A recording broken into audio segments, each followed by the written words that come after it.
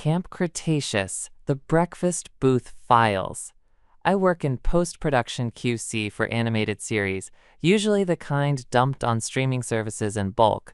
You know the ones. But a few months ago, I got an unmarked hard drive in a padded envelope. No return address, just a sticky note that read, Camp Cretaceous, do not air. Recovered from the booth. Booth? The folder structure made no sense. Episodes named EPOO at Toast 32.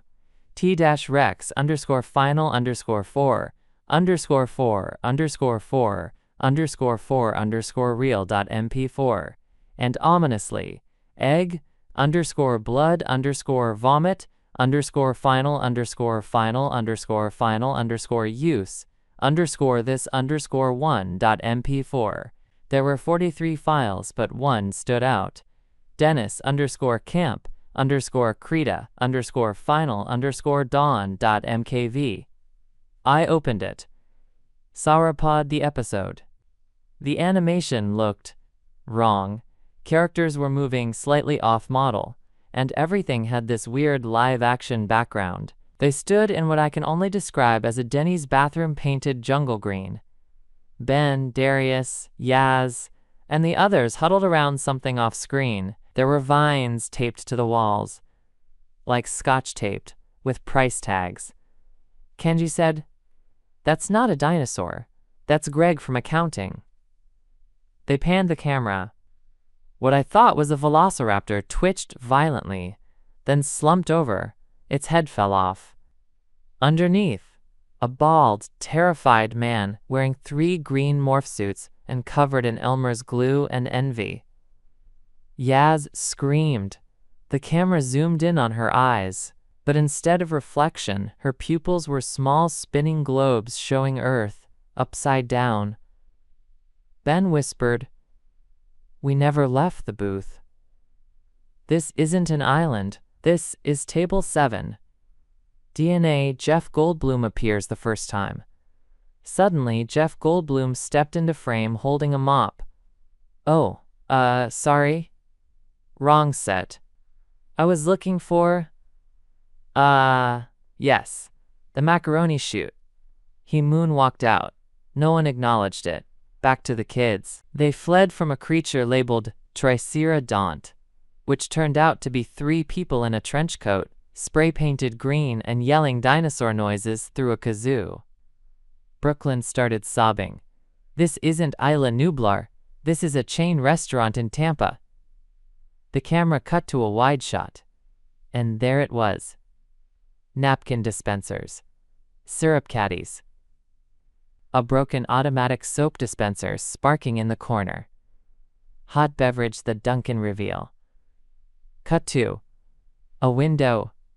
Through the blinds, a clearly labeled Dunkin' Donuts. Inside, 3 exhausted VFX artists chug iced coffee while rotoscoping dinosaur tails onto unpaid interns. "No one will notice," said a man in a donut costume. "Just keyframe the tail wagging and loop it." Back in the episode, Darius held a map. It was printed on a Waffle House placemat. The words "The island is a lie" were drawn in ketchup. Suddenly, Goldblum again. He bursts in, holding a toaster. "Nope, wrong again. This isn't the set for Law and Order Dinosaur Victims Unit." He blinked, then turned into the Fly. Just like that. With sound effects ripped straight from a 1993 printer commercial, he buzzed menacingly. "Life, finds a way to consume the flesh." He devoured the cast. Toilet the final twist. The camera zoomed out, way out. The jungle? Bathroom tile. The trees? Mop handles. The island? A laminated menu. APA casually rolled a large green screen out of a stall marked "Out of Order." A grizzled old man turned to the camera. "You fools! You never watched Jurassic World. You watched Table 9, Booth C." Suddenly, the screen glitched. A subtitle popped up. "Produced in association with Dunkin' Donuts and sponsored by Salt Packets." Then, static. Then, A high-pitched kazoo playing the Jurassic Park theme.